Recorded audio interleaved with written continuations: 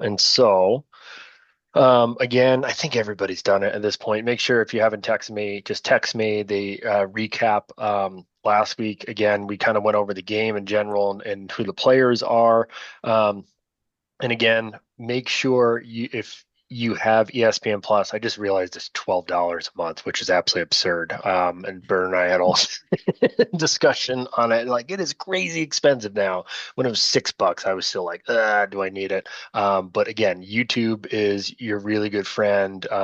Fairfield Lehigh game was just on YouTube, which was free, had 1,400 people watching live, which was kind of cool. So there's a lot of places to find free lacrosse, and a lot of things on YouTube, and along with like Inside Lacrosse and Lax.com and places like that. So don't spend money if you don't have to. But again, if you're getting acclimated and learning the game, just watching some of it is really going to be helpful. And to that other point is also just you're going to be able to make calls when you see somebody put a stick between the legs and they fall down. It's tripping in every sport, right? If somebody gets tackled before the ball comes, it's interference, regardless if we're playing football, basketball, or lacrosse. So that stuff is easy.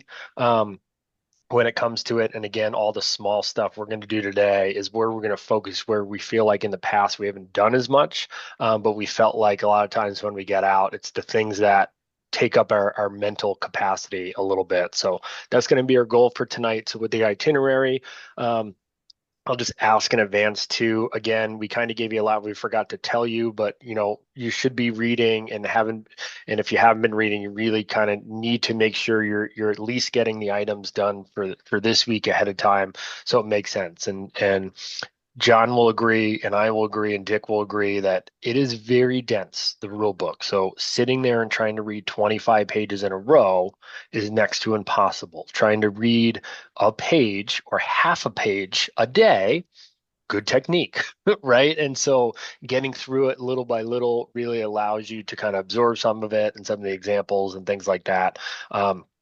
So if anybody's got a rule one, two, or three question, let us know, or at any point, feel free to bring it up or throw in the chat, whatever you like. We're going to spend almost all of our time tonight on the pregame and face-offs, which kind of bleeds a little bit everything into those, end of three, into four. And then again, we're going to watch some game film together and commentate over it and talk about it and pause, rewind it, look at it, and look at what the officials are doing more than what the players are doing. So again, a different style that we have in store tonight. Um, Anybody, before I go into this, anybody have questions on rule one, two, or three, or something wonky that they saw or is not computing in their brain? Rob, I had a question. It's Yeah, Mark go ahead, Mike. Pompey. Yep, go ahead. Hey, so I was watching the recap from the USA Lacrosse webinar today at lunch, and the question that I have is the comment on the loss of mandatory equipment in the scrimmage area. And the question that I had was the definition of the scrimmage area. So last year we had mandatory equipment come off in the defensive half of the field in a particular game, and I called. It was mandatory equipment, and I called and I stopped the play. And during a timeout, the my R told me that I shouldn't have called. I shouldn't have stopped the game because the attacking team, was on the attack and they had the ball in the offensive half of the field. And I'm just a little confused on the new rule, which is the loss of mandatory equipment in the scrimmage area. If you guys could elaborate. Vernon, you want to take that one? Sure. So the scrimmage area is within 5 yards of a loose ball, or what they're saying now this year to clarify that, where players are engaged. So what they want to include within the scrimmage area is, a player has the ball on the side of the net, passes the ball off, and then, there's a collision or something and a helmet comes off, something like that. If players are engaged with each other, even though it's not technically within 5 yards of the loose ball, they do want you to treat that as if it was in a scrimmage area. But if a player loses equipment and they're nowhere near, that 5 yards and the players aren't engaged in anything, can just let things go at that point. Okay. That's what I thought, but I just wanted to get your guys' take on it. Yep, and a quick note to John's point, where you saw, and again, I'm gonna try not to bleed into the college rule book, but what you were seeing was a player at the end of, is running, makes a pass, and then gets hit, and the helmet comes off, and now the ball is 15 yards away. They didn't like that, right? Is that now you have a helmet off on the side of the net, things like that. And again, by definition, they are way outside of the scrimmage area because the ball is now 15 yards away. So in being more inclusive for safety reasons to, again, say anytime it's mandatory, and again, something like a helmet, right, is the bigger one. If it's, we kind of get into the gloves or the mouthpiece and things like that when it's not, and a little bit different. And to that point, we then want to, figure out of, do we allow the offense that imminent scoring chance where they're right in front of the net and they're about to shoot, and then the old way of the defenseman throws a glove off and says, hey, look, ref, I'm not mandatorily equipped, right, to save a goal. And so it's getting all of those pieces together of, hey, it's about safety, but it's not about taking away an advantage, and allowing different things like that to go. Thanks. Of course. And so, anybody else? Anything? Good question on that one.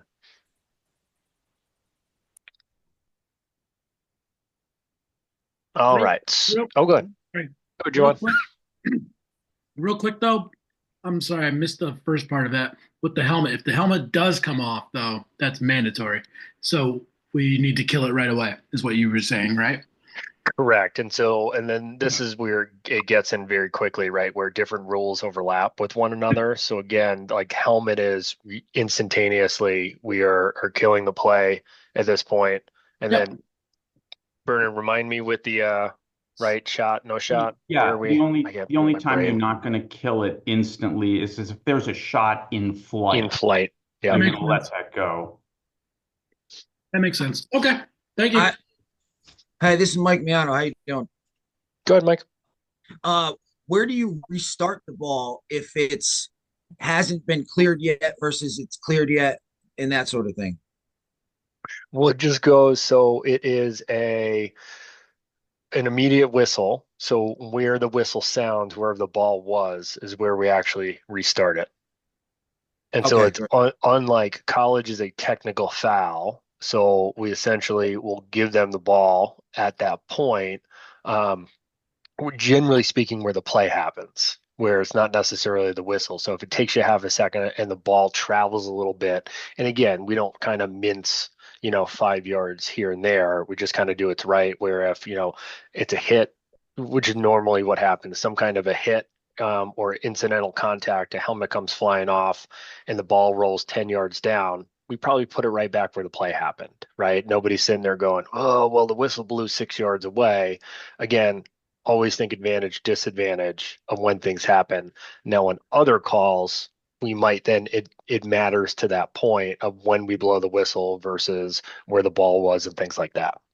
And the other thing I'll just mention real quickly is you're never going to restart the ball giving it to the offense in the offensive attack box. Right. You're always going to bring it outside. So you're never going to have a restart with the attacking team with the ball inside the attack box. But defense is okay. Right. Yep. Anything else we got? All right, and feel free at any point stop us, ask us questions, go back, jump ahead, all that, all that good stuff. We'll take it.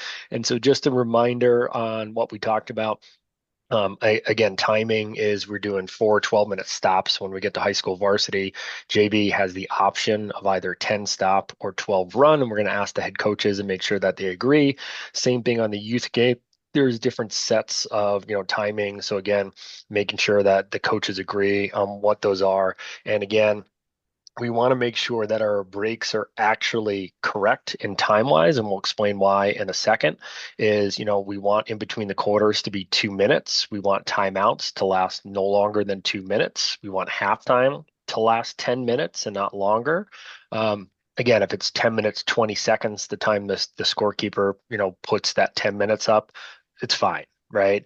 But again, we don't want to be 15 or 20 minutes and things of that nature. With that said, things can add up very, very, very quickly. And so I always love this graphic that we have. And so again, by rule, right, we need to be there in a varsity game, an hour and 10 minutes, usually of what completed times are. So the breaks that we have between halftime and in between the first and second and third and fourth, the quarters, if we're playing 12 minutes, and then if each team were to use all of their timeouts, that's 2 per team per half, allowing for 4 in a game, 2 teams equals 8. And so that's a lot of time, right? Again, what we're going to do when we watch this film is we're going to see how quick from when the goal whistle goes off to how, quick we actually get a face off. And does it take a minute or 2 minutes or 3 minutes? And if you have 36 goals in a game and they're taking you a minute instead of 20 seconds, that's a good, 15 minutes, 20 minutes, 30 minutes getting added to your time, let alone for your penalty administration if it takes a long time, and same thing with your restarts. All of these things can add up. And again, is not the end of the world if your game goes a little long. Sometimes things happen, right? And things get a little wonky. We get that, but within your control, and we keep you, off the field or get you off the field sooner, get you home sooner. And again, we don't get overtime for adding another 40 minutes to our game and spending time. So those are going to be some of the small things that we're looking at today. In terms of that, this is a John Vernon live look-in of what we were seeing here.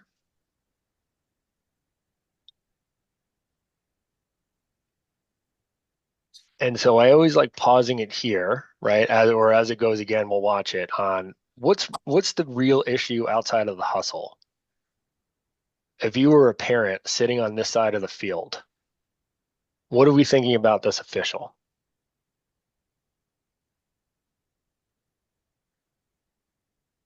No sense of urgency in a sense. Yep, there's no urgency. Just looks a little lackadaisical. Right? Just kind of strolling. And what else too? Do we feel confident in their ability to make the correct call?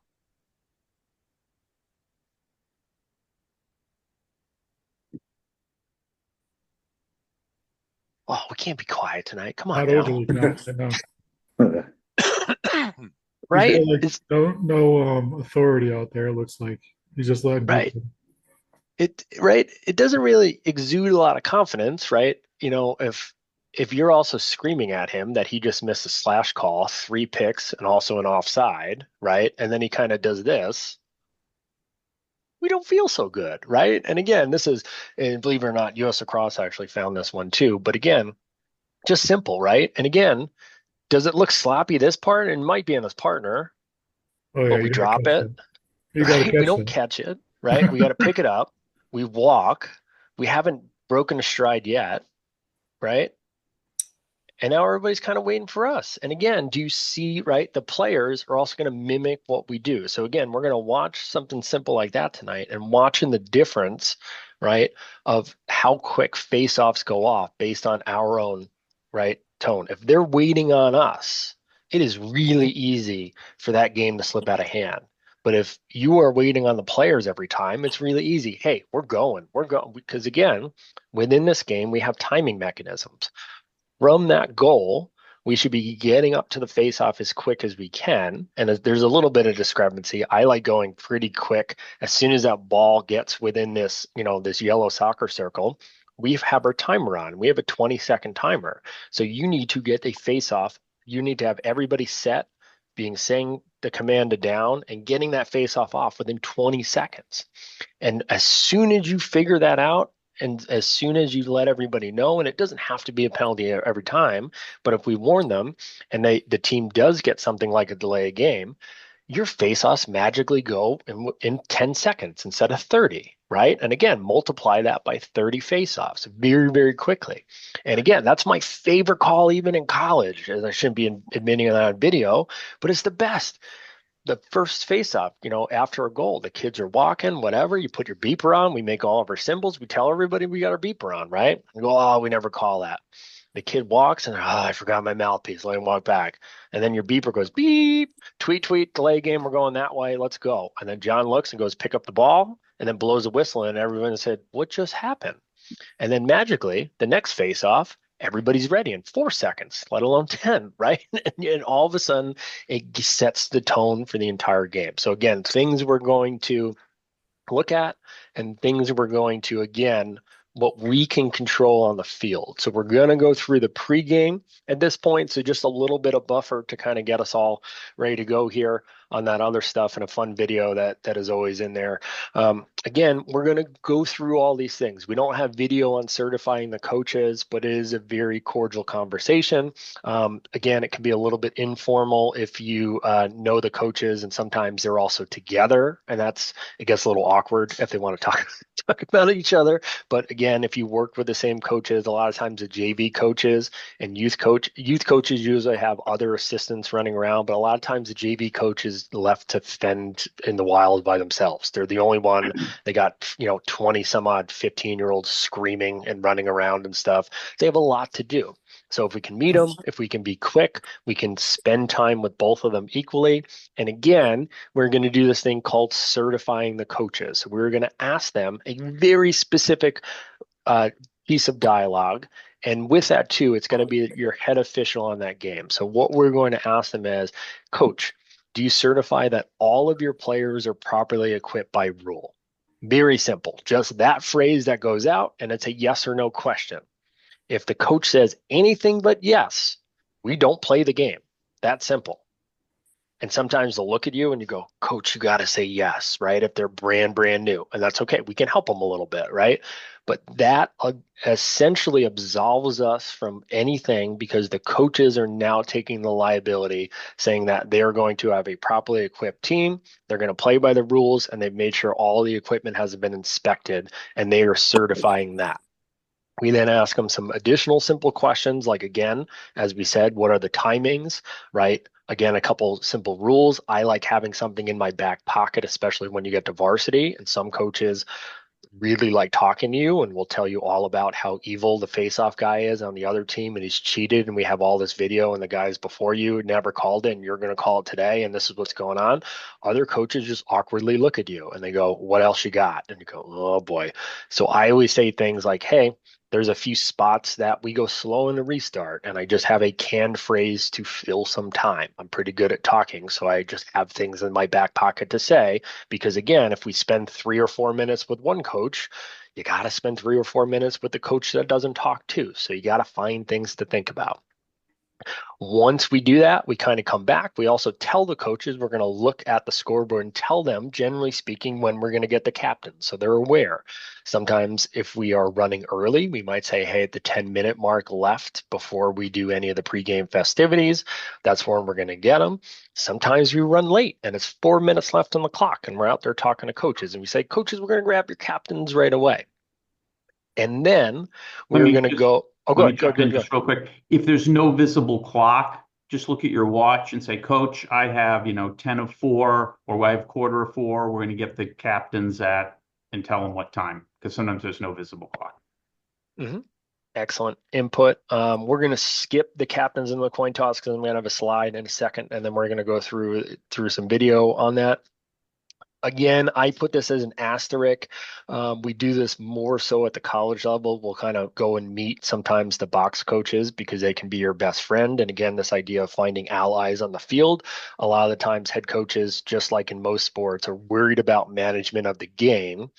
There are specific coaches when we get to higher up varsity levels and prep schools and colleges, their entire job is running substitutions. And it's a very crucial part.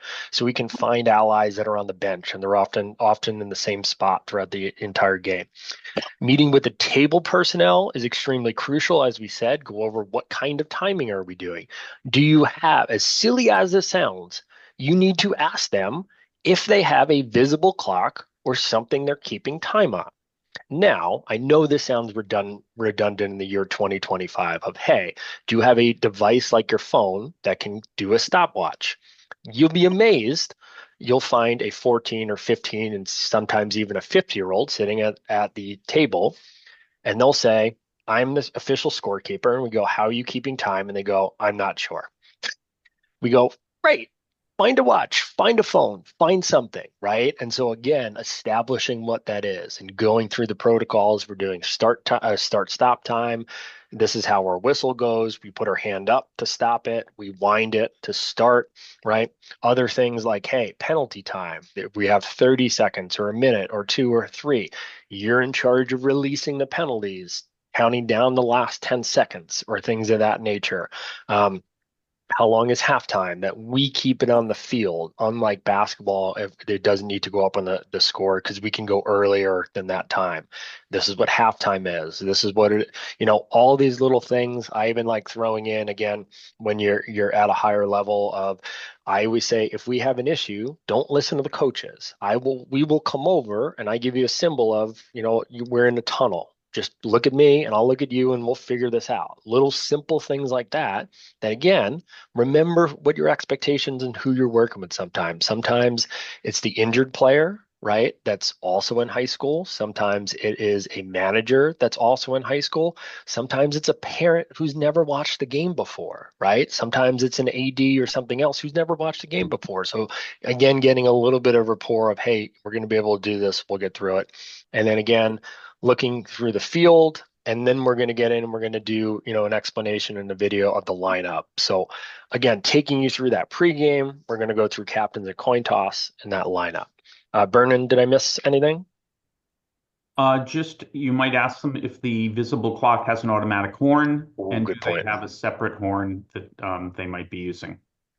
Yeah, it's okay to have them test the horn as well. And again, remember when you're working JV games, it might not be the same as the varsity, as we said. So again, we are, and we're going to show you a video, so this makes a little bit more sense in half a second here. But again, we have some unique things in lacrosse. We have two things where we have a lineup and then we have a coin toss. I'm actually going to go out of order and we're going to show you the videos of the lineup first, and there's a reason for that. But we have a little bit of pomp and circumstance to our game so we meet with the coaches and then we get the captains. And so that's the next phase of the order. So then we bring the captains in, and when we're doing a two-man game, the referee will get the home team because they are technically the higher ranking official. The umpire, who's the secondary official, will go get the visitors. And so we like to do it in this area, right? Essentially on the corner of their attack box, as John had just said, and we want to go and get them. Sometimes they run from all over the field. Sometimes they like to go to the X. We want to try to do it so it looks nice and clean and they have an expectation. And then we bring them over together. We have the home team faces in towards the bench. The visitors face either the grandstand, the parking lot, the parents, whatever else is on the other side from the bench. But the home team always looks towards their home, aka their bench, is a good way to remember. Again, it's not football. It doesn't really matter where the referee and the referee will generally tell you where they are. I simply like standing on the right side of the field because when we do our face-off, I get to walk less steps. And I know that sounds super selfish and crazy, but when you do 2 or 3 or 4 games and I can save 5 steps 3 times a game, right? It adds up very quickly, things like that. And it also, in my opinion, it looks a lot cleaner where you just walk in your spot. And we'll see one that's in a different manner in a little bit. But essentially, we will then go through, and just like you saw last night for the Super Bowl, it is the same type of coin toss. Everybody shakes hands and everybody introduces themselves. Usually, the officials will shake hands of each team first, and then you essentially allow or tell each team to meet one another in a controlled fashion. They'll give high fives, handshakes, whatever they want to give, and then you essentially everybody's got a different spiel. I'll just go through mine. People like saying, hey, congratulations on being captains. I say, hey, congrats on being leaders and identified leaders within your teams. You guys have a couple jobs for me today. The first job is you're in charge of making sure that you know who your knuckleheads are and that we don't figure out who they are, right? And everybody likes changing the word knucklehead to whatever suits them best, and I'm fine with that. But it kind of breaks the ice a little bit, and I like a little bit more, comedy if you can't tell on things, and being less serious. But they get a chuckle, and we're serious. If you need to control the players who you know who are hotheads, so you get to them first. The second thing is you're part of our team. So if you do have questions and you do want to ask something, you can come to us, and we're going to keep that promise as long as you come calm and it's an appropriate time, like a dead ball. And so if you come and talk to us, and even at the college level, I've had people come and say, "You promise you talk to me." And you go, "You know what? You were right. And I'm going to talk to you." Right. And you can gain those allies very quickly in that scenario. And then I totally just put my coin away. So I no longer have my coin in my hand. So I'm going to do my whistle and pretend. But you show them one side, you flip it over, you show them the other side, and then you show the other team. Same thing, you flip them, and then you ask them to call it. We call it before we throw it in the air. And then you can catch it if you like. I like throwing it and letting it hit the ground, similar to football, because I'm terrified I'm going to drop it at this point. And again, we have never played all the videos you're going to see. It's all rain all the time, not to scare everybody, right? But it's the same thing where it's windy, is I just like letting it hit the ground. And then we get a decision, as we said. So after we toss the coin, the winner gets to choose one or the other. They can either elect something called alternating possession, or they can elect which net they want to defend for the first and third quarter, because we're going to alternate every quarter. So there's a little bit of strategy that might go behind that, on whether they want the offense or the defense next to their bench. If there's a weather like a sun, I always think of Madison down on the shoreline, as the sun is atrocious sometimes because we're right on the beach. So they will, purposely select, to have that net in the second quarter versus the first, and try to gain 5 or 10 minutes of advantage of blinding sun. As I see Dick laughing, because we've all been there and you can't see as an official, right? Let alone a goalie.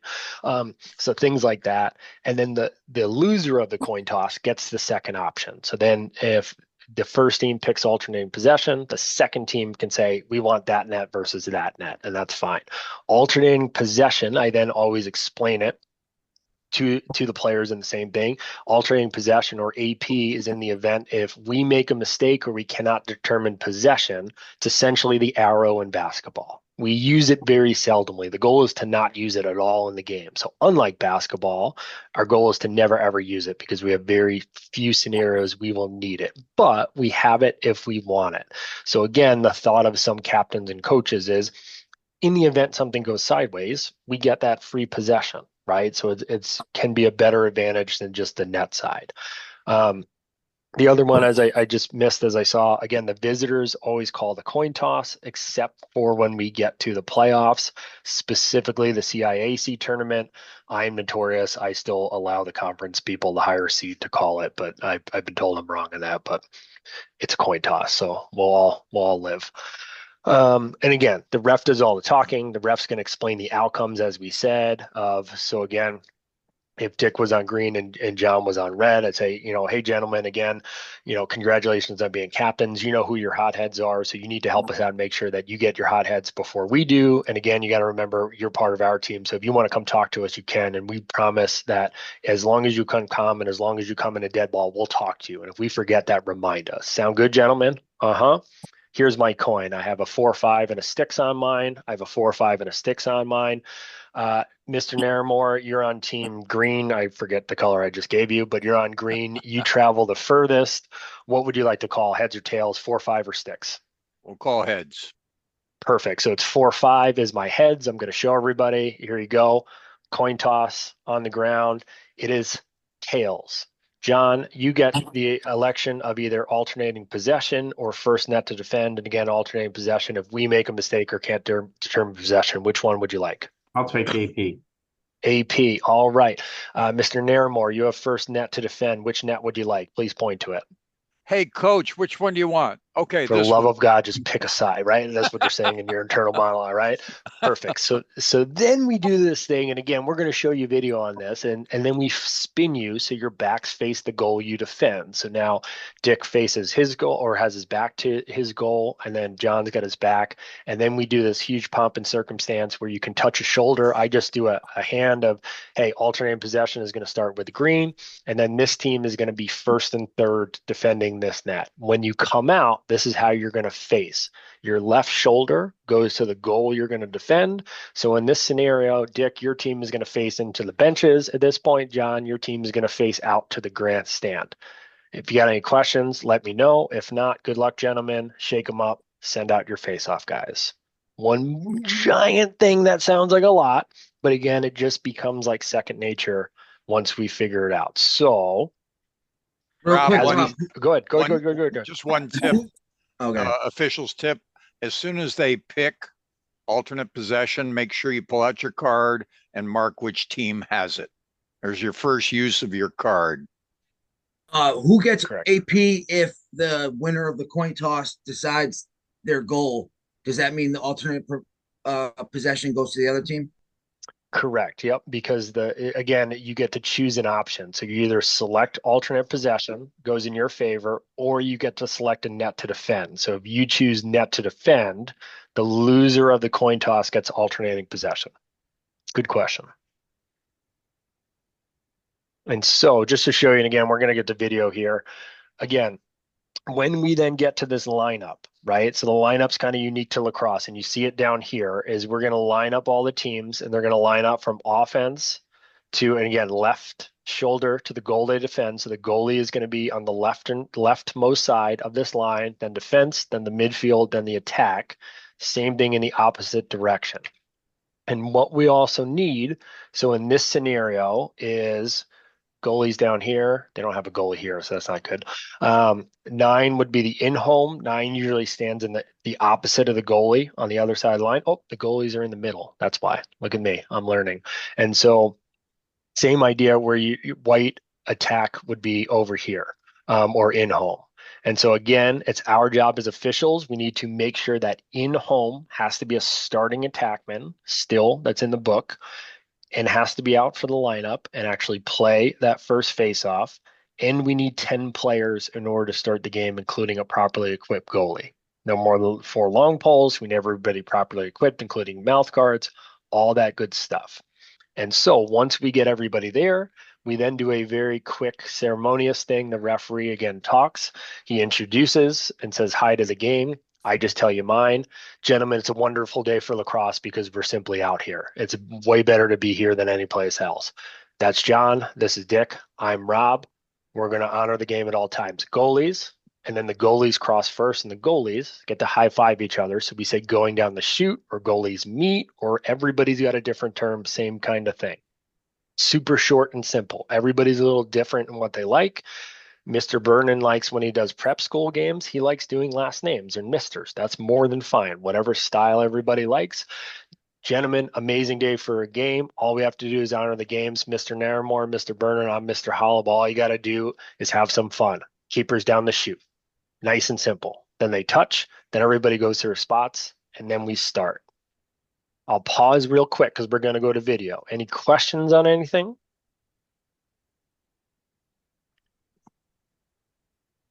Excellent. So we got a whole bunch. Hey Nick, can you hear me? Hey, spotted something up here in front of the And so just to note, Hey Nick, can you hear as me? this music is blasting, my apologies. And so if we note, again, we're waiting for one team, and that's fine. This team is still in the huddle right here. Again, this is a college game, so we have 3 officials. Our referee stands on their own. Some people like football, like facing the scoreboard. I simply like standing on the side that I'm going. So the bench side is up top. I would be standing on this left side because I'm lazy by 5 steps, but it makes a difference in my opinion. And then the 2 secondary officials, the umpire and the field judge, are standing opposite the referee. So again, we might talk to them. I think this is already a great example of differences on how we stand and what looks professional. If I am not in charge, I like having my hands behind my back. That's my personal preference. I think it looks cleanest on video. Other guys like standing, but again, this is a great example already. I don't like whistle in the mouth already, and we're being overly nitpicky. But if I don't have my hands behind my back, I do the swing thing. And you're going to see me in video in a whole bunch in a little bit. I am constantly moving and it drives me crazy on video. So I try to do everything I can. And again, I might hold my hands forward. I might hold my hands back, whatever you feel most comfortable. I've just been on enough video that I know I look bad when I do that. So now we have everybody lined up. We have goalies, left shoulder to the net they defend, goalie, left shoulder, 13, and I want to say 6, unless there's a number hiding, are in homes. It is a responsibility of the umpire, so that will mostly be you. That's a good thing you can do. That's a super simple thing you can control. Hey, Mr. Referee, I'm going to make sure we have the in homes when they come out, and we can catch them as they walk, right? If we're standing here waiting for white to come, we already know, hey, blue is good. I see white 6. In homes are good. We just say it real quick. Now the referee knows we can start as soon as we're out here. We might do our counts. The same team that we just got for the coin toss. So the umpire should get the visiting team, which is Delaware here. The referee can get the white team. Count 2, 4, 6, 8, 10. And we have everybody. And we're good. And you're going to see he's going to say the same thing as we said. I know exactly what he already said. Gentlemen, awesome day. It's super fun to be here. We're going to have a lot of fun. Play to the whistle. Joe, Tom, I'm Bob. Keepers down the middle. It's what every person says, right? He might have said last names. That's why it took him so long. So if we watch again, they come out this simple. But again, we've seen this is something we mess up a little bit as new officials. So everybody comes in. We have all of our counts. Gentlemen, it's a great day for a game. We're really excited. Play to the whistle, have some fun. John Smith, Dino Smith, I'm Bob Smith, and goalies down the chute. I could be a bad lip reader. And then you see, I think this is awkward in my opinion. And again, I'm being super overly critical on purpose.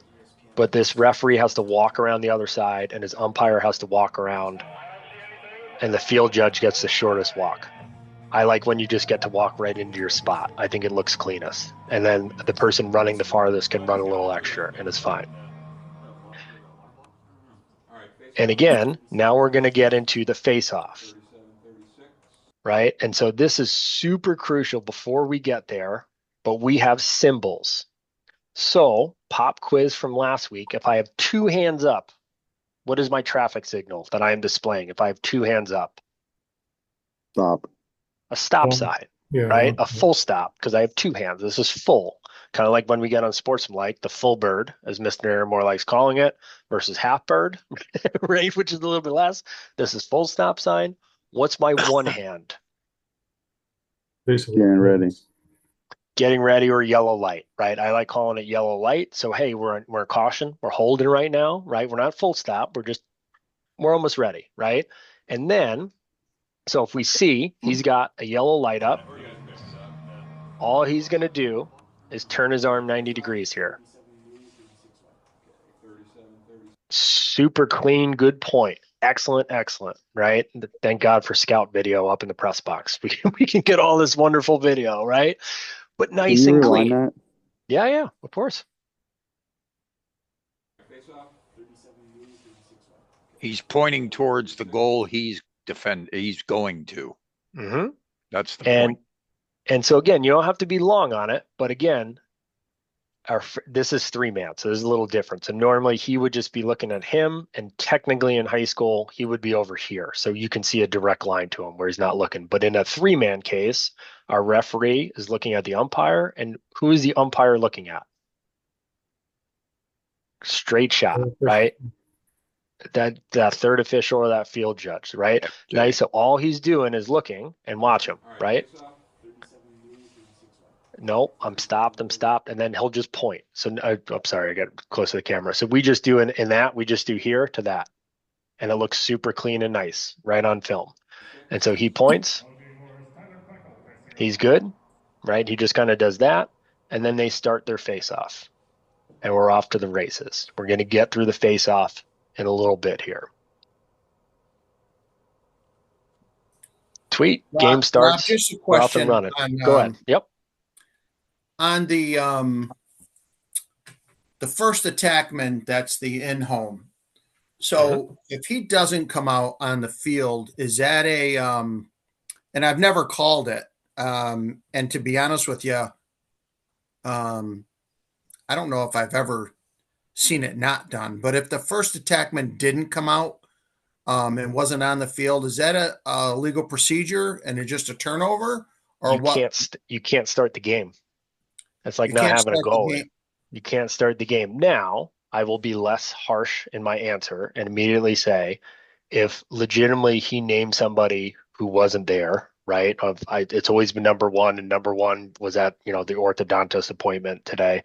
Just change the number, right? That's the easiest thing to do. If you legitimately can't have that person come out, is whoever that first person standing there now becomes your in-home.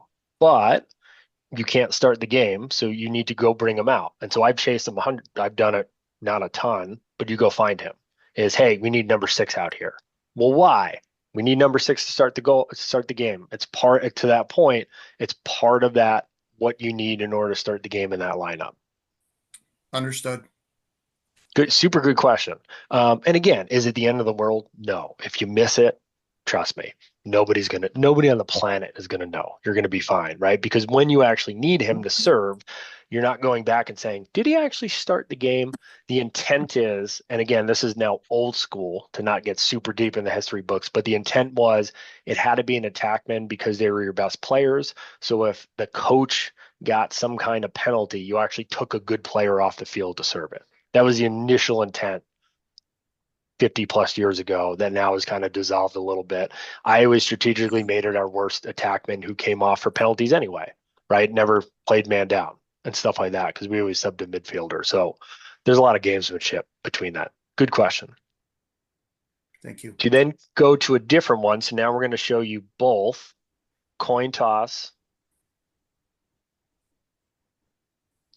and they're going to zoom in, but you're going to see again, this is 3-man. We're in college.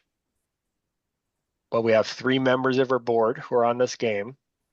And so you're going to see, we're going to be right here, right? So not because I did this, but I had very good partners, so they get all the credit in the entire world. But you're going to see Chico and Teddy Murphy, who's an absolute legend in our organization. You're going to see how clean this looks because you have very good partners. Ted's going to go over to the visiting team. Chico's going to go over. I walk straight out. We're all in uniform here. I go to the middle to wait. Again, in my scenario, I would be doing Teddy's role and getting one of the teams. He's going to grab a pile of captains. Chico, I love this too. Chico has to wait, and you're going to see captains run from all 4 corners of the earth somehow, as they always get very far away from you whenever you need them. It is kind of the unwritten rule of lacrosse. So we see the visiting team Skidmore, as you just saw. I go and introduce myself to all of them. They've already met Ted. They still need to meet Chico. Both Ted and I need to meet the white team. So we're going to do that in order. Once they come out, he's going to stand them. Again, the home team is going to face into the bench. The away team is going to face out to the grandstands. You see, I shook, Teddy shook, Chico shook, away team. Everybody's already met the officials. That's phase 1. Again, this is my face-off spot, so I like standing here, as I said, because I'm going to be on this side to start. We have the umpire on this one, and you saw us come in. If we go back just a tad, well, probably too far. We're going to show it one more as they come out here. And again, not to overly harp on things that don't have a bearing on the final score, but it's about setting the tone as we go through. And the cleaner we make this and the simpler we make these things, everybody will even subconsciously start picking up what we're doing. And as we said, we're going to bring them out. And as they bring them all out, you see I go first. 1, 2, 3, 4. Ted 1, 2, 3, 4. Chico's on the other side. 1, 2, 3, 4. And look how smooth we go to our spots. And as soon as they get to the spots, gentlemen, introduce yourselves. We're rocking and rolling. We're not trying to waste time. They want to get back to warm-ups. The cameraman is going to very nicely zoom in for the point of this training video for me in about 5 seconds. And you're going to see, I'm going to talk to them, say, gentlemen, congratulations again. It's like I planned this or something of, gentlemen, thanks again for being captains. You get your hot heads before we do. We don't want any nonsense because, again, we're old and tired and it's been raining for 4 days at this point. As you can see, we're soaking wet. Here is my coin. It's got a 4, 5, and a sticks. It's got 4, 5, and sticks. The captains look at it. Green, you get to make the call. You did it. Heads, great. I throw it. Chico, who's my second, looks at it and also calls it in the air at that point. Green has won the toss. I then say AP or net to defend. They say whatever they said. I cannot remember. Oh, perfect. They said AP. White just pointed. We want that net. Excellent. And you're going to see me with my hands. We're going to turn you so your backs face your net. Turn it. So now we go. Or Ted got caught out. But now we say the same thing. Green, you have AP. I don't like touching the players. So this is me touching their shoulder in imaginary world. I'm just putting my hand near them. I don't like touching them.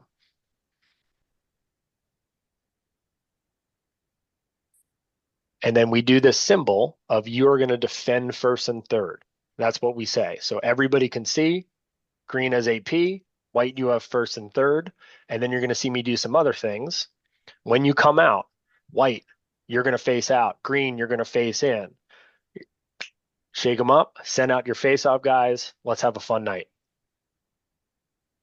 What's with the different colored jerseys? How come they don't all have the same color jersey on? Warm-ups. So the Trinity is wearing blue for defense and white for offense. Skidmore is wearing green for offense and white for defense during their warm-ups. Okay. They will all take their pennies off before. And then are you guys really fussy about just 4 captains? Because I've gotten I'm an outside guy in football, and no, you can have as many. There's no limit in lacrosse. You can have as many as you like. 5's a lot in my opinion because there's just a lot of handshakes and stuff like that. Sometimes we do the straight across. I try to do a snake and stuff like that. But there's no, right, Bern? There's no captain limit. Right. And some of the prep schools have a lot of kids on their team, so there are a lot of captains too. All right, thanks, guys. Or some of the bigger public schools. Of course. And so again, simple things like this. So we start even checking the dot.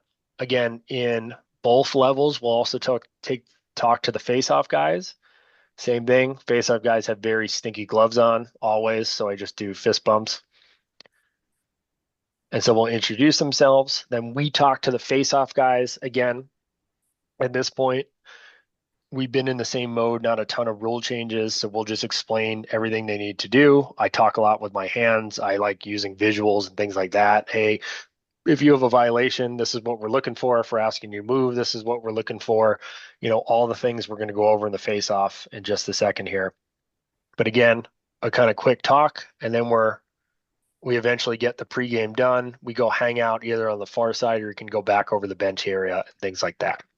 So with that said, we now move to Rule 4. U.S. Lacrosse put this picture in forever ago, so I still put it because it's bad, right? If you're saying it's boring, God help the rest of us.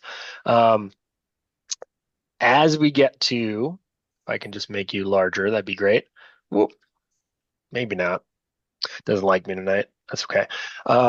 We are again, what we can control ourselves as officials is, again, can we define what we want? We now get the privilege, and the really easy way to explain face-offs is we want a fair face-off where we have about a list of 15 items. We got to make sure each person is doing absolutely flawlessly, and we're going to try to get as fair as we can. And the really cool thing is we get to make adjustments. So if we feel somebody is really gaining advantage, we can tell them to stop it before we have a violation. And again, as we're going to watch videos, we want face-offs to be quick, but not fast. And so, again, in that pregame, we can set a lot of this expectations. As a new guy, again, you might think of, hey, they're just kind of talking and saying a lot of stuff, but this is when you start picking up, right, what face-off guys ask about, right, is especially in early season, you will get guys asking questions. Listen to those questions. They're going to be asking and trying to test where stuff is of, hey, if I can't have my hand on the plastic, what does that mean, right? Most 16-year-olds don't come up with that question by themselves. And that's okay, right? As a coach is kind of telling them what to ask. So again, know what our message is and what we are looking to get out of it, and we're going to talk to them. And so when we get to, that face-off meeting, we kind of go through what we're going to go through right now. And how do we actually conduct a fair face-off?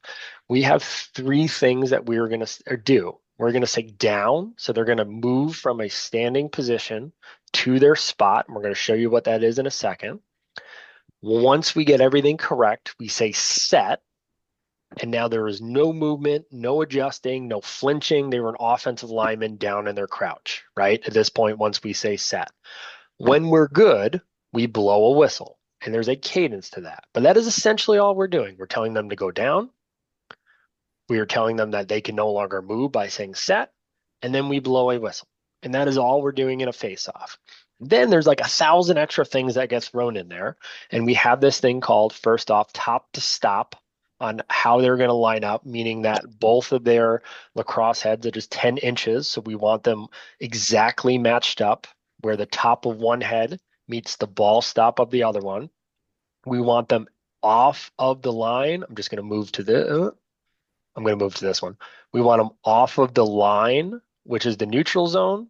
And then, is what the line. And then the neutral zone is the alley that is in between this 10 inches of sticks and goes up in the sky for forever.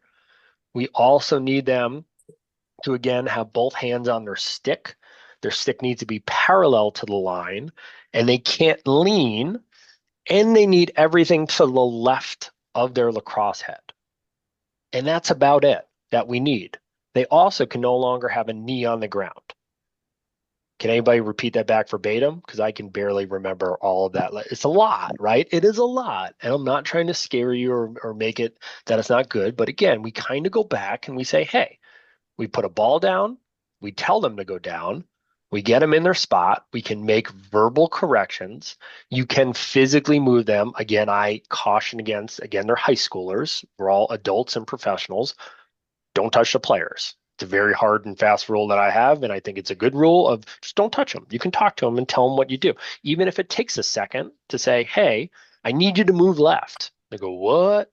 Yes, you move left. And just say it again. They'll get it, right? And then once we're good, we say set, we blow a whistle, and the face-off's over. And as we said, they need to have their hand off of this plastic. This head needs to be up and down, perpendicular. Their stick shaft needs to be parallel. Right? There's a lot. Their helmets need to be out of the neutral zone. Everything, including their feet, need to be to the left. There's an old picture. We can't have a knee down. They also have to have their palm facing up in their grip. They also have to take it righty. Their right hand has to be close to the stick.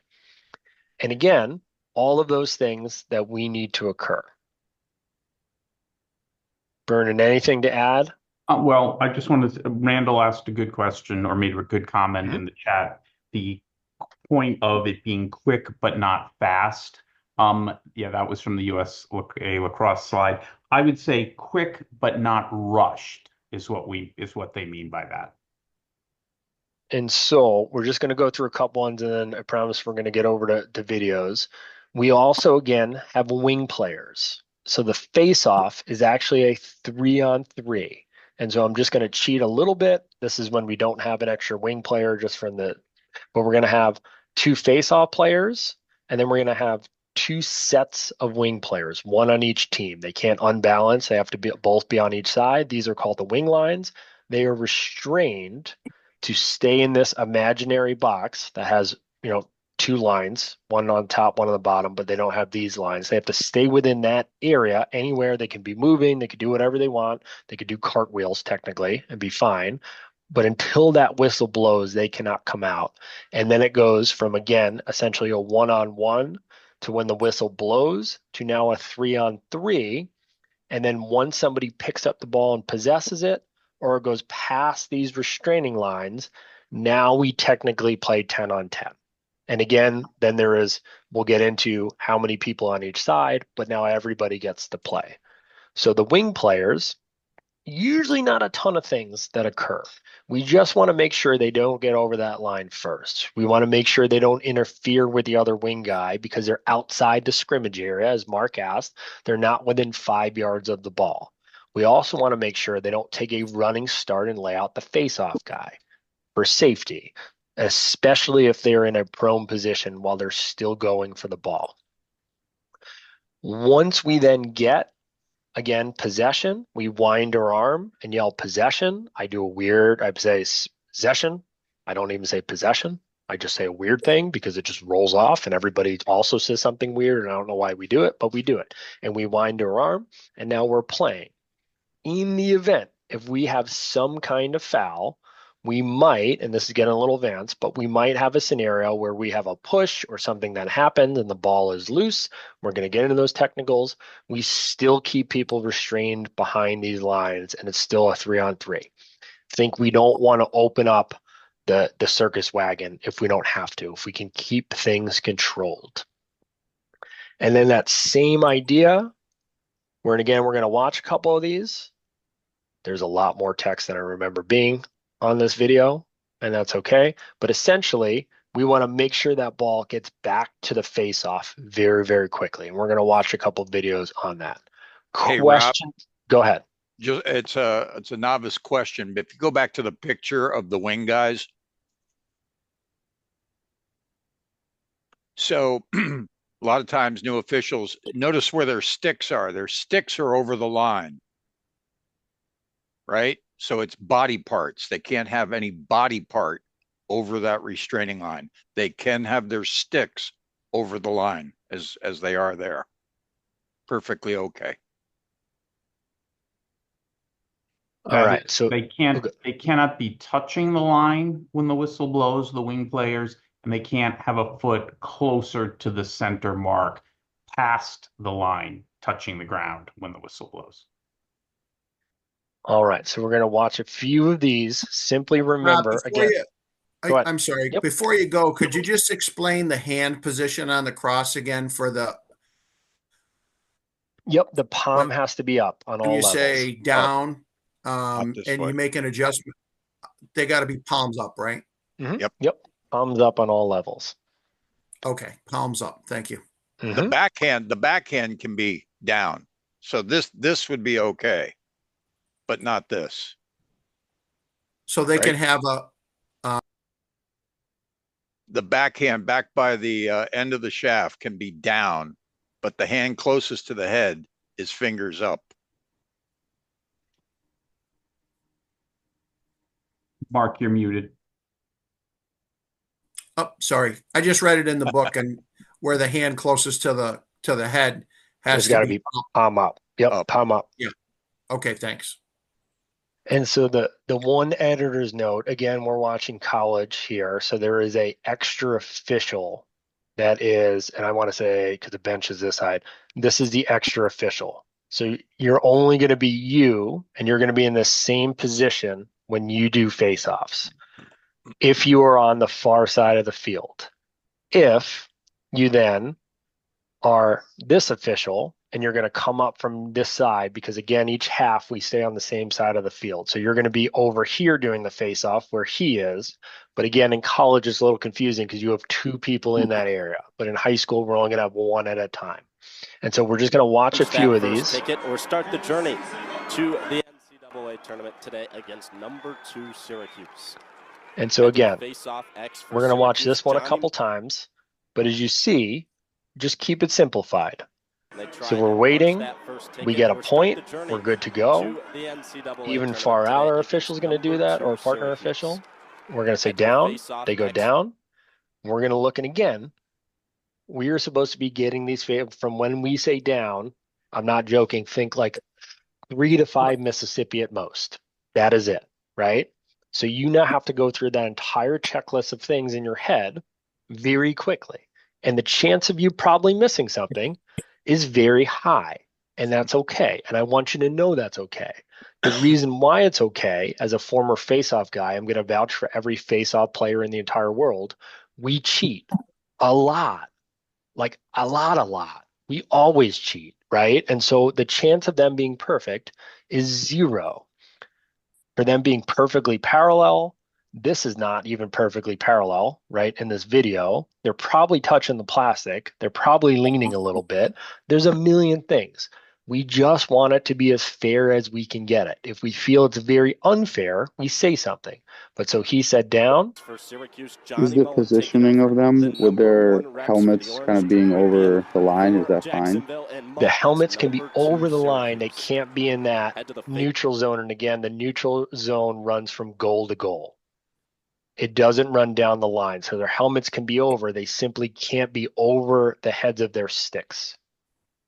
So it's an imaginary, think of like the pylon in football. It goes on forever, but it only runs from goal to goal in between those sticks.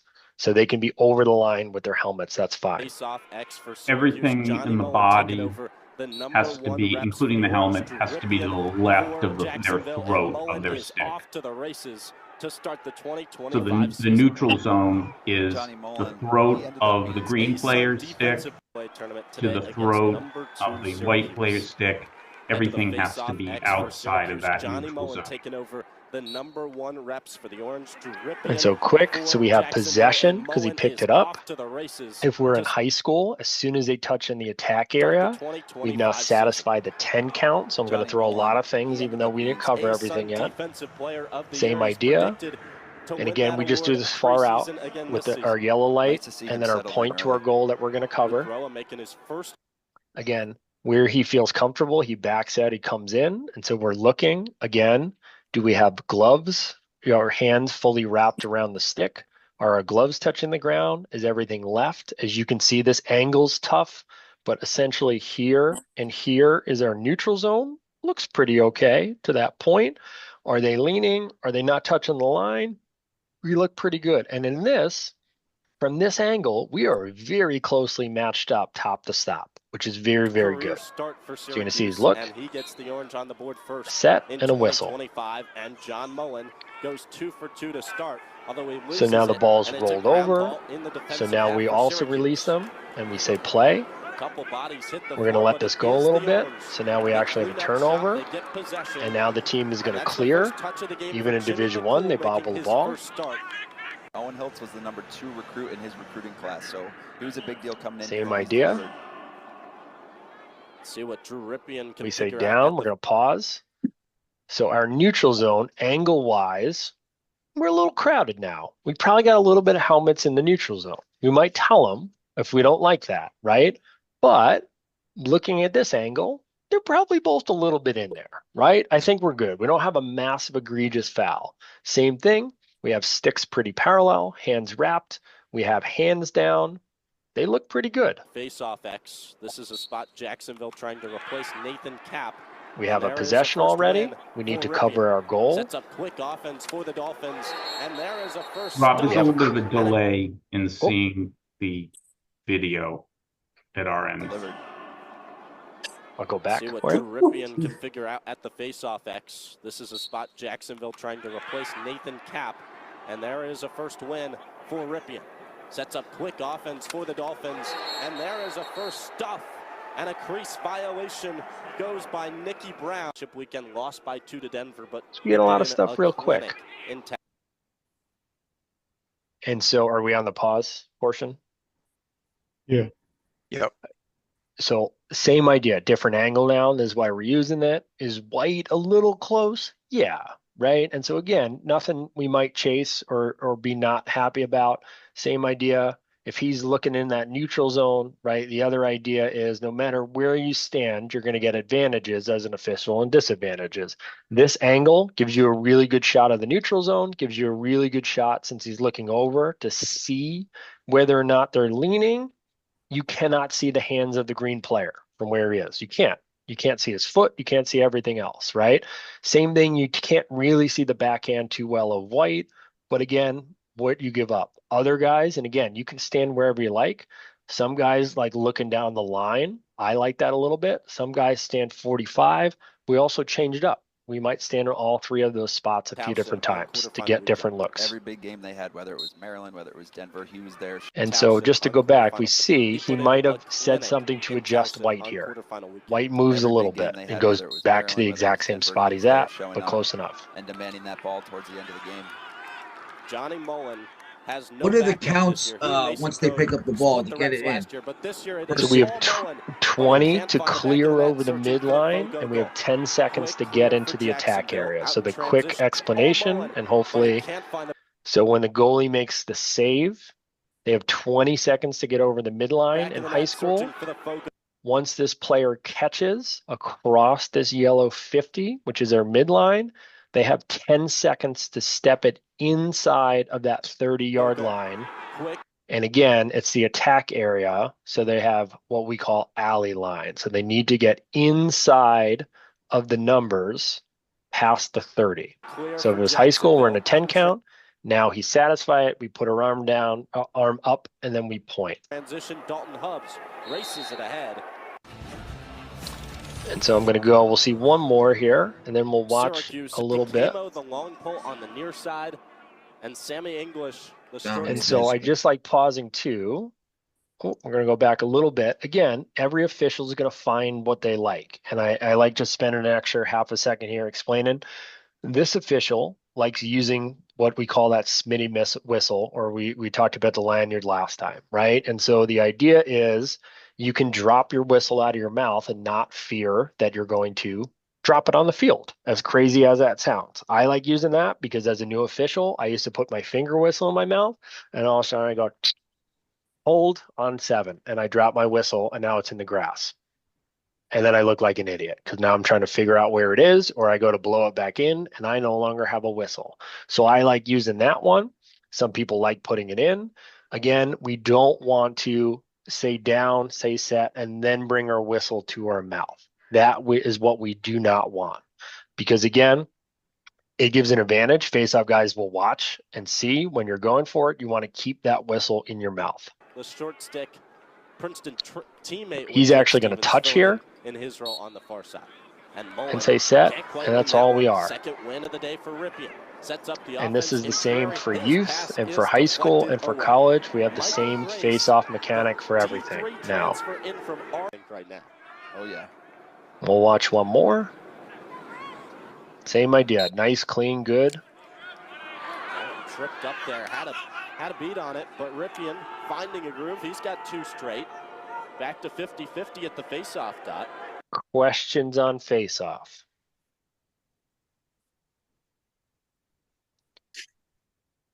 And as I say, again, you want to give, regardless of the level, you want to give the warnings, you want to do corrections. If it gets into the point where you're correcting every face-off for the same thing, we might have a face-off violation. They have to comply with what we say. Now, if you're doing a U10 game, and poor Johnny has told you, because they will always tell you, I've never done a face-off before in my life. And you say, awesome, we're going to learn today, right? It's going to be totally fine. Give the youth a ton of deference. Give the JV kids a ton of deference. If they're a really good player and, it's a really competitive JV game and they're not listening, that's different. But again, Joey and Johnny will come out saying, I've never done this before. I played goalie my whole life. My coach just threw me in a face-off. That's fine, right? Get them down, get them to where they need to be, get the face-off off. The point of the face-off is to allow the players to play. And again, it doesn't mean we can't blow whistles and call violations, but it's our job to try to, especially now that we can correct them, to get it out and to be fair about it. Make sense on all that? Hey, Colin Gravelding, you want to, because I know you did youth last year, what's even some of the more worst things you'll see in a U10 or a Bantam game? For the latter half of the season on a face-off. Yeah, in terms of face-offs, I mean, a lot of times they'll go early or they'll have their stick in the wrong way, so they'll be facing to the right side. Or they're both on the same side. Yeah, you got to point them the right way. You see everything in youth. Yep. And so Dick worked the shot clock the other night for Fairfield. And again, just to give you an idea, same thing, a different angle, just to give you one or two more of it. This is Jimmy's here, who's on the Western board, along with Timmy, and then Pierre is from Westchester with us. But same idea. And again, I actually really like this clip as I saw. Pierre likes to stay wide on stuff, right? And again, this is a three-man mechanic where this guy's in this, but I think this lesson gives you a good idea, right? Pierre's in his 50s. He knows he's not as fast as, and I talked to him on Saturday about he's this. And again, he's fast, but he's not 18-year-old fast. He's just not, right? And we know that. So he likes standing a little bit out and being prepared for where the ball is going to move. Even in a Division One game, is anticipating where you're going to go. He's good in that spot. He's actually got a better look of all that's going on right now. He's got a violation. He points. And then, believe it or not, he actually runs the wrong way. It happens, right? And the same, it happens. This is a Division One official, right? And runs the wrong way, right? He does a good job. He holds up the box and says, hey, we had a technical foul. You're not allowed to release. He's looking, he's like, oh man, this is going to be great. This is his whistle. He should be standing here, right? But same idea, right? Again and again, just anticipating, being in a spot that you feel comfortable, you feel safe, right? Again, you're not going to be in this scenario in high school, but understanding that these wing guys are not coming this way for him. He's in a safe spot. He can get out of there, right? You might say the same thing. It doesn't look clean, but he's more worried about getting run over.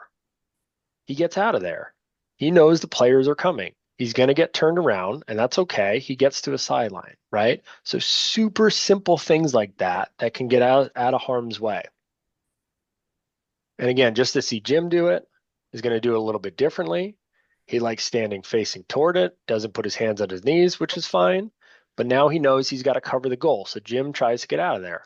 And he gets underneath, he's going to get caught, right, a little bit, and it's fine. One more. And I like this one. I'm just going to show it one more time. And again, we're going to go back. He stops and gets around the player because the players come right at him. And that's okay. Even if that ball goes in the net, he's going to trail up behind it, and that's totally fine because, again, he's not getting run over. Same thing on my game on Saturday. Both my partners got run over on faceoffs. It can happen, right? And so again, they're young, they're fast, they know what they're doing. It happens, right? But again, if you can get yourself in a good spot, even in a two-man where you're going to be outside of stuff, just pay attention to that. All right. So, is there a 3 violation penalty thing, or is that college? So it was in college and they removed it this year. So in prep school, we're going to have essentially if the face-off player violates after the command of down, they are no longer allowed to take the next face-off. In high school, there's as many violations as they like, and I'm not even going to get into the repeated technical foul for the sake of this class. Thank you, Naramore. He at least laughed on that one. We can go down a rabbit hole, but essentially they can have as many violations as they like. And so we're going to spend the next 15 minutes. We're going to go through this and play it a whole bunch. So I like using it again, not to just show video of me. And Bern and I talked about this. This is me. This is Dom, who's awesome and was also my mentee. So I already cleared the fact that I can make fun of him a lot on these videos and it's okay. But I like using Dom because this is his second year last year. So he was a new official 3 years ago. So you're going to see what a 2-year official looks like in a varsity game, as John says, with Uncle Rob here to take care of you, because I'm going to make every call that I need to bail him out because he's my mentee and we like getting pizza together. And I want to keep that relationship. It's important to me. But I like showing me because I can explain to you what I was thinking when I did stuff. So again, we have Guilford versus Notre Dame West Haven, 2 upper level varsity teams within the non-prep level here in Connecticut. So we're going to see good action. Again, I'm now waiting. We don't have our lineups on footage here, but I'm waiting for Don to give me what? What symbol? Ready for play, basically. Yep. Either my yellow light. I saw RJ give me the yellow light, right? Yellow light to a green light. Right? I got to wait for that green light. So I have yelled at him 1,000 times because he never gives me the green light. Oh, we did have our lineup, right? Real quick. We go to our spots. Again, I'm lazy. And like going immediately, Dom will run out.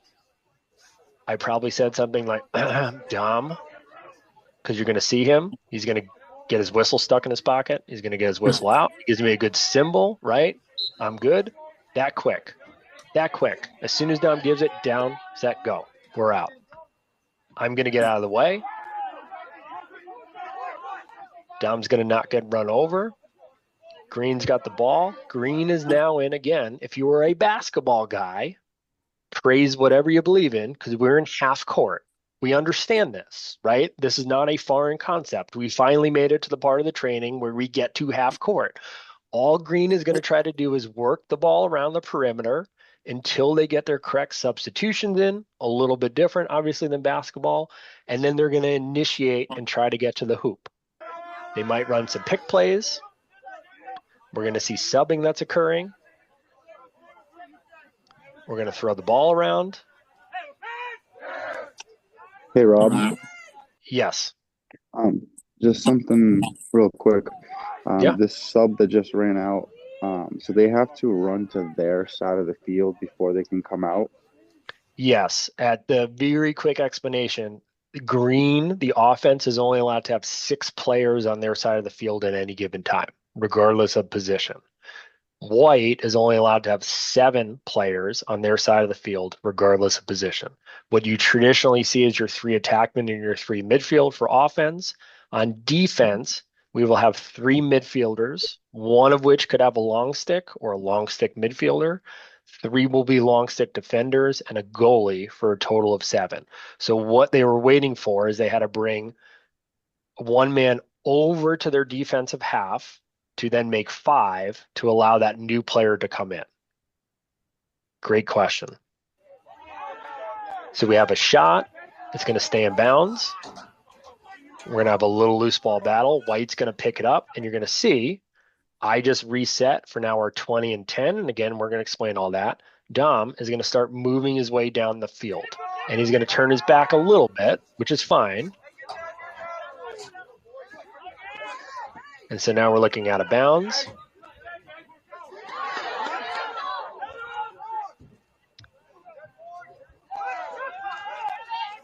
We have a penalty. I'm not going to rewind, always goes back a little bit further than I like. But same kind of idea. So again, just notice the differences, and this isn't me just making fun of Dom for the sake of Dom, but notice how wide I have in terms of a perspective, and notice how short Dom has, or narrow, of a perspective. If he's back at a screen, he can see everything. But now the ball squirts free, and Dom is actually chasing the ball at one point. A little bit tough to see everything. So now he's back. He's got a good wide angle. And we're going to see this player gets his stick in between his legs. In any sport, you can't pitchfork somebody. We now throw a flag to indicate a penalty. Again, we'll go over all that. We then have an over and back, even more complicated to be talking to new officials about, but essentially we now blow a whistle.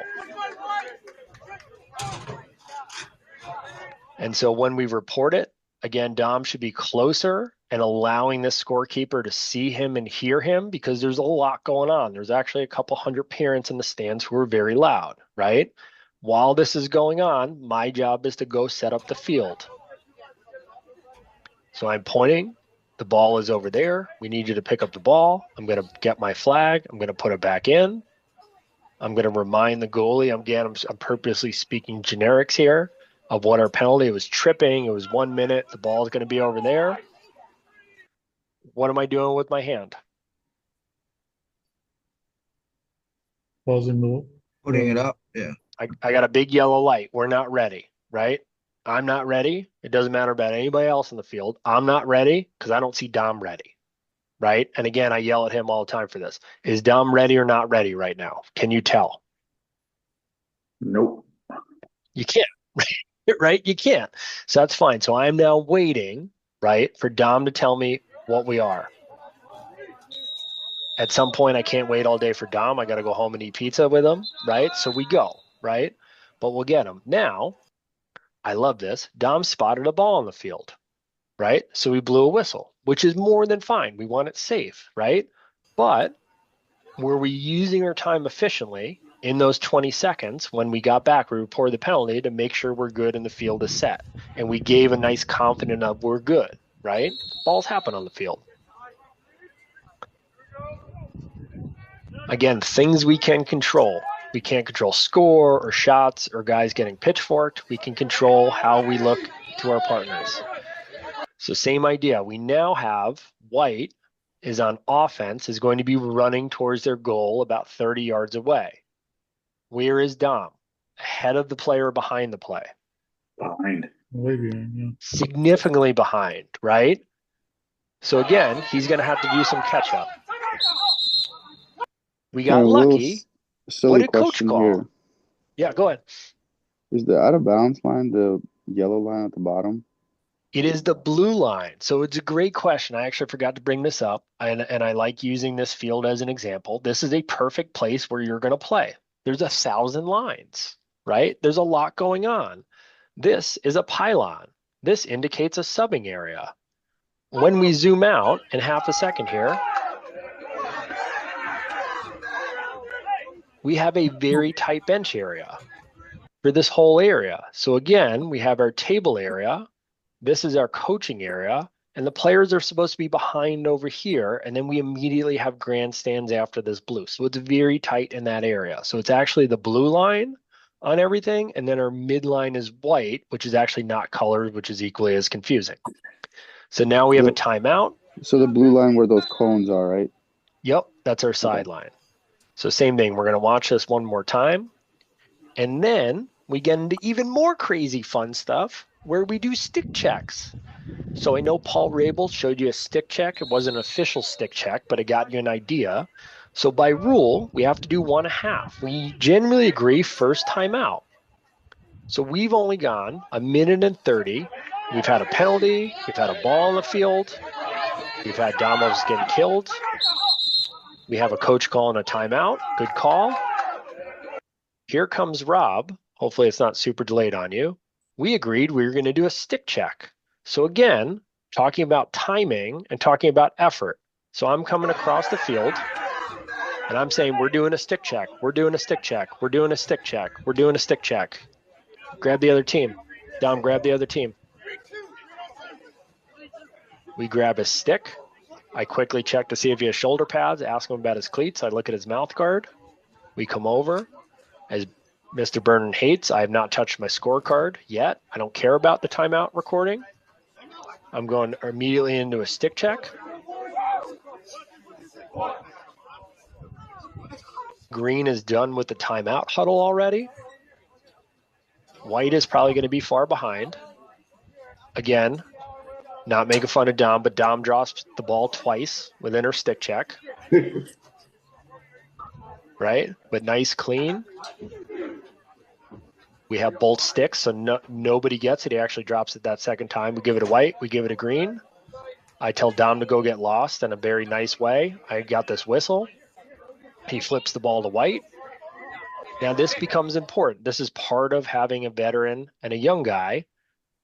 Dom needs to go cover this goal because white player is going to go attack that goal.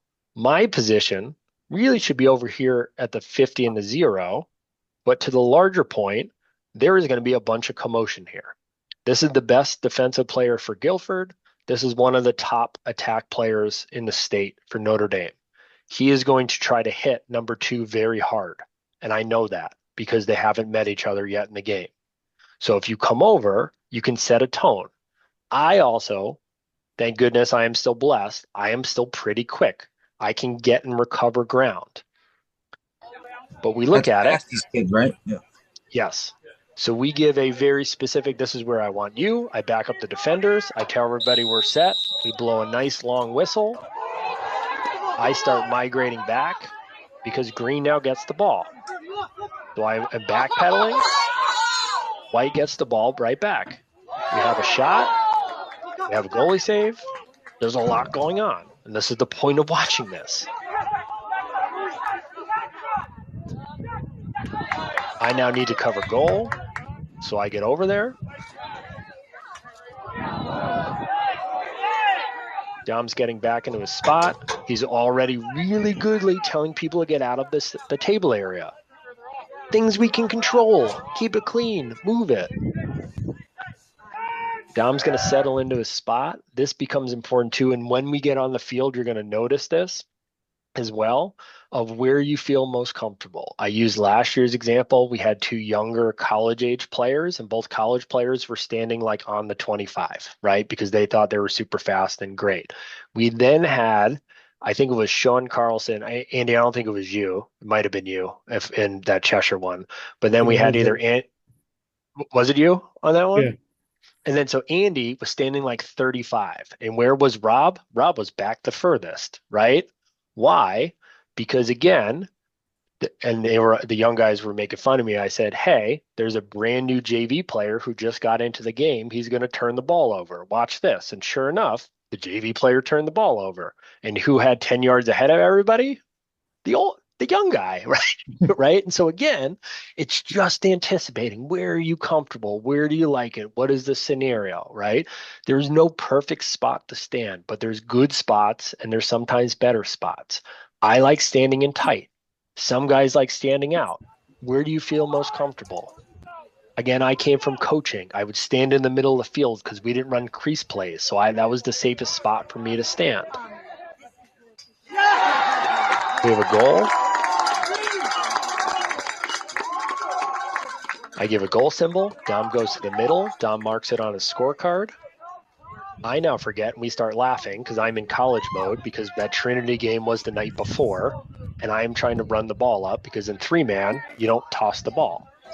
So now he yells at me for being a bad official. I probably tell him something bad too, that he dropped the ball 3 times in our stick check, right? And we go back and forth. But notice how quick we go. 1 Mississippi, 2 Mississippi, 3 Mississippi.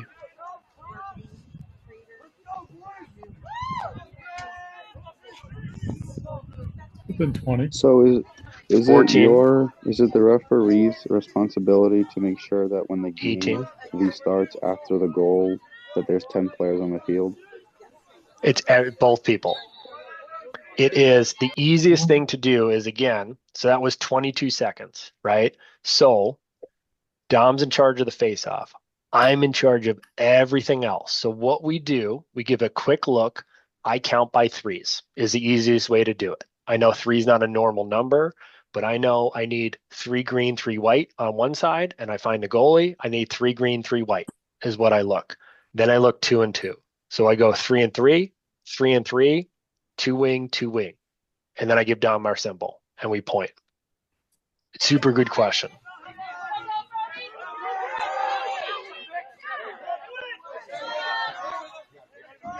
So we'll watch a little bit longer. I know it's 8:30. If you got to skedaddle, that's fine.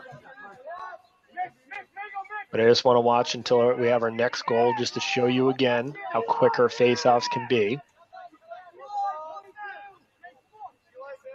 So we have our subs again, gets a little dicey. I'm in a really bad spot. I should have been running back to the 50. I didn't realize he was going to make a play like that. And Coach Alessi was also furious that he made a play like that.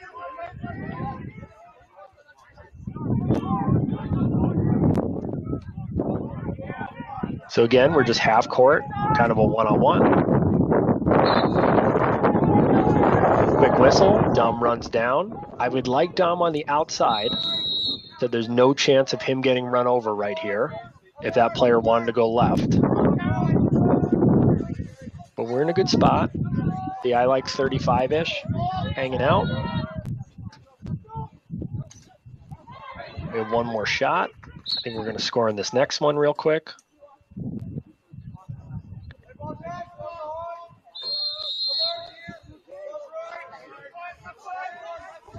So you're going to move across, and they're going to shoot. You're going to see Dom give a goal. I walk over. I watch the piles. My job is to watch for nothing silly after. Dom throws it. 1 Mississippi, 2 Mississippi, 3 Mississippi, 4 Mississippi. You pretend to jog a little bit. 7, 8.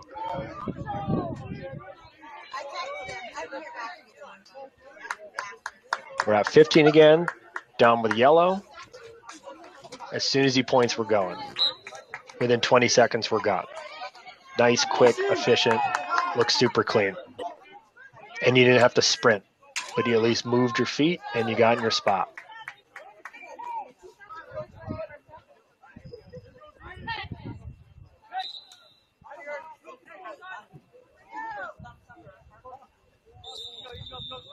So nice long whistles when we restart. We have short whistles again. Tweet when we go out. Something's weird. We break up the cadence. Tweet, tweet, tweet, tweet, tweet, tweet. And then when we restart, tweet the entire time you wind your arm, you blow your whistle. So same thing. Regular half-court basketball offense. One player trying to initiate, trying to draw, takes a shot. We have a goal. We get it flipped. I remember I get to throw to Dom. We want one bounce. Underhand is how we should do it. Again, we're running. Dom's in a spot already. I'm in my spot. Nobody's waiting on us. We're ready to go.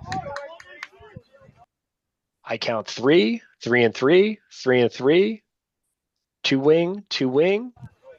I'm already pointing for Dom to go. We're not even at 20 seconds yet. We already got a face-off off. We are quick and moving, and every player knows we're moving too because they see us run. If we're running past the kid, a kid's going to run with us.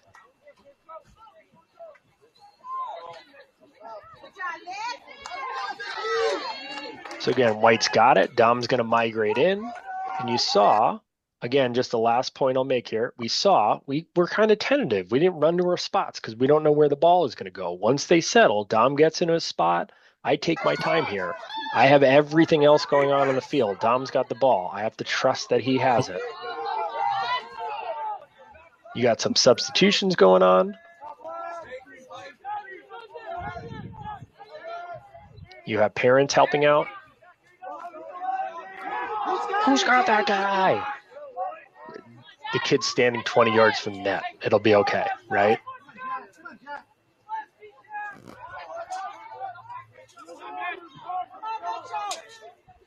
And so same kind of idea. We're just half court. They're trying to find a little dribble penetration. We have a little pick game. We have a shot, a goalie save. I back out. Dom stays with the ball. We got a lot of field to cover. But we're moving. We're staying ahead of it. We can see a ton of field.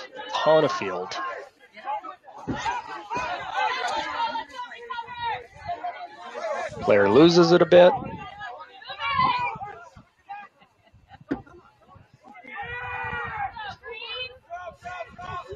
Same thing, we're wide, nice and wide. With that, I know I'm at 8:35, so I'll pause real quick. If anybody wants to watch a little bit more and I'll commentate, I'm more than happy. But for the sake of respecting that it's 8:30, again, we're going to go over, or 8:35, excuse me. We're going to go over, we're going to get to crease stuff and eventually personal fouls next week, or at least start on personal fouls. We'll send out the recap. We'll send out all your links. Read the rest of Rule 4 and start getting on Rule 5 if you can. Remember the big lessons from tonight. Control what you can control. That is the name of the game here. Get a flow of things, right? Once you settle in, you're going to make mistakes. Pierre, a Division I official, went the wrong way. I ran the ball up for the first time, right? But you get into it, right? Dom drops the ball 6 times, and I make fun. We all get into it, right? And it's fine. Rule 4, the remainder. Start Rule 5 is your homework. Questions, comments on anything? We'll stay on till last person. If anybody wants to watch a little bit more, I'm happy to go through a little bit more. You can also peace out too. You're more than fine. I just want to say Notre Dame West Haven is going to be really good this year. I'm friends with Coach Alessi, so watch out for He's a them. good coach. We like him. He gives me a huddle too, so that's why I like him. Yeah, he just told me that. I just texted him. So, are there any other shadow opportunities available? Dick, what do you got coming up? Anything? Right now, we are a little early, so there will definitely be stuff when we get to early March for sure. Dick, you're muted, Dick. So this Sunday at Farmington, it's the Farmington Senior Center, we have a clinic. It's geared to junior officials. We teach the same rule book. You be in person. We do a lot of demos. We show face-offs, et cetera, et cetera.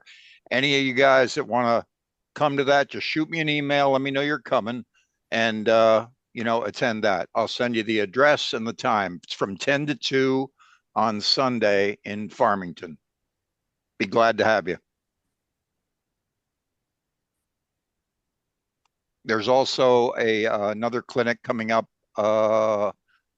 March 2nd. It's a Sunday, same time, 10 to 2 at Cheshire High School. So either one, both, come to both, whatever you want. The more you immerse yourself, the better.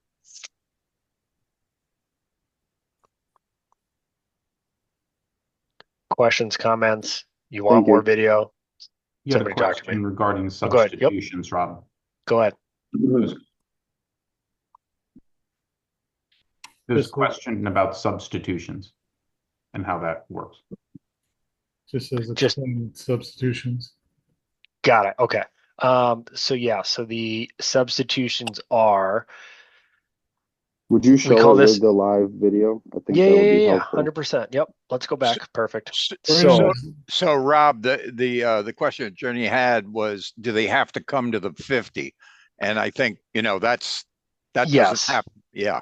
Yes. So essentially you have two different types of substitution, right? You have, there's one's called special and one's called regular. I just use my own terms for whatever the rule book. I don't care. So there is when there is a dead ball, like a full dead ball, right? So we kind of have two different types of dead ball. When something happens within the field of play, we don't have a free substitution opportunity. But when we have things like timeouts, end of periods, goals, you make freely change as many people as you want with no rules on how you do it, right? You can come off, you can technically come off. All coaches have their players still go through the box as a good habit. But essentially, you could have the face-off guy come off and walk to his spot. And then when we say down, everybody's got to be in the right spot. So there's that kind of substitution, which just happens in a true dead ball period, right? And then there's what I call subbing on the fly, the pull from hockey. You have to do a 1-for-1 exchange with the player on the field. Now, I'm going to go back a little further. Now, that looks a little bit funky. So you see here, players leaving, players have entered. We are not counting anything. People are going wherever they are. Most people will go through the box just because it's what they're taught from a young age. Once we get possession, we're going to have this on-the-fly substitution. So once White gets the ball here, you're going to see we're going to move. The face-off guys are very specific positions. So the face-off guys will bail first because, again, as a loving face-off guy, we are the least skilled, but we have a very specific task. We're kind of like kickers, right? So get us off of the field as quickly as we can. We already did our job. So they might bail immediately, and they might go straight to the substitution box and get a 1-for-1 substitution. So that's what you're going to see here. And now we've said 1 green for 1 green, 1 white for 1 white. Now, where things get extremely complicated, instead of waiting, because again, green is on defense, so they're at a subbing disadvantage because they don't get to essentially run a player off anytime they want. If they do that, they're going to create a 6-on-5 offensive opportunity, which they don't want, right? That's a bad defense. It's kind of just like in basketball, where if all of a sudden your person under the hoop decided that they were just going to run away, right? Bad idea. The offense, on the other hand, since they already have the ball, they can then say, hey, we're going to play temporarily for a few seconds, 5-on-6. We have the ball. We're not going to press cage. We can bring somebody in behind the play. So what you will end up seeing, and this is where it gets confusing, one of the defensemen from this half will usually run off in the substitution, create that one-on-one substitution. Now the offensive player will be on the defensive half, and in order to gain an advantage, instead of having to run an extra 15, 20 yards, this player will go to what we call the midfield or the midfield line. And when the extra white player who's going to come off the field, all they have to do is run to the 50, which will then allow that new offensive player who's waiting in the defensive half to come on. And then that old player will run back to the substitution area, and that defenseman will go back on the field. So again, it doesn't sound like a lot, but you steal 15 or 20 yards. And again, in high school, we don't have timing procedures, but if you think in college, just like basketball, there is a shot clock. So gaining 5 or 10 seconds is a really big deal in order to do this. And in the college level, the entire face-off unit of 3 players will almost always come off the field for better offensive players because their rosters are a lot more in-depth and have better skill differences from one to the other. So if we watch it live, oh, too far, drives me nuts.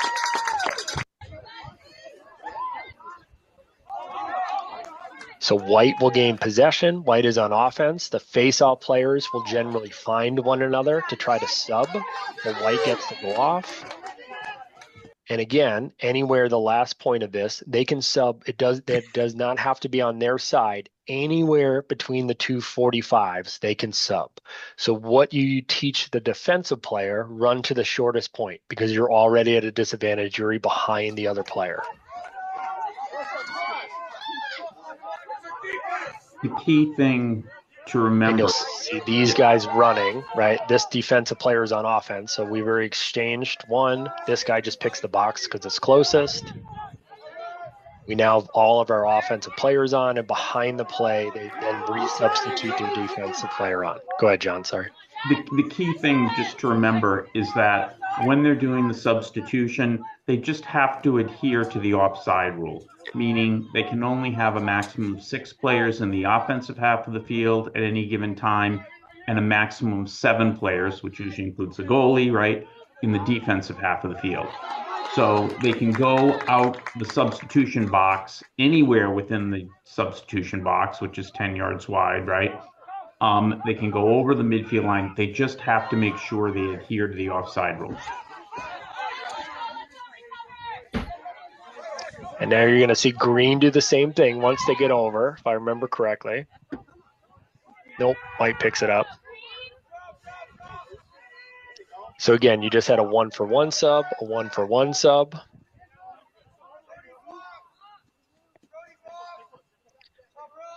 And now so this is now in reverse, but very good. So a attackman or an offensive player from the offensive half came off to try to sub a defensive player on through the midfield to try to match maybe a Notre Dame player who goes over as well. So in most JVs, you're never going to see this. You might. In youth, God help us all, they don't change until there's a whistle.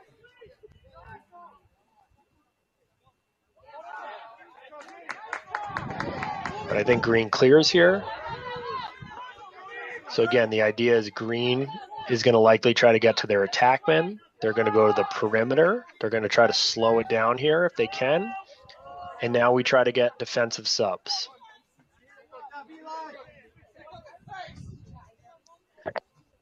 Essentially 1-for-1s. They don't sub. You don't have to sub out of the midfield every time. I think early in the video, Rob, there was a case where the D ran to the 50, which was, I think, Jenya's first question about the 50. Yeah.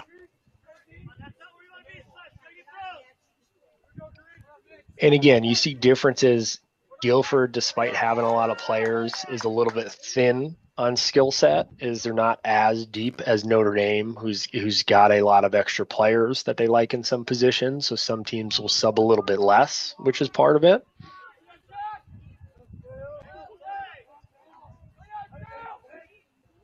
But same idea. It's just half court, nothing crazy. A player's just kind of dancing around, trying to see if they can find anything. So you could have a sub for an offensive player for a defensive player, and then kind of there will be a shift where like the midfield will go into the attack, right? Yep, correct. And the same thing, and you'll get to, again, in lower levels, the midfielders, they call them two-way midfielders. They'll play both offense and defense. You get to college, all 50 players on that team have a role. So to that point, they're going to run a midfield unit that is only offensive or is only defensive. Similar to Notre Dame is going to have more defined roles. Guilford's going to be a little bit open, but same idea. So they want to try to get this defensive player on. He's going to go on the 50 in order to try to gain that.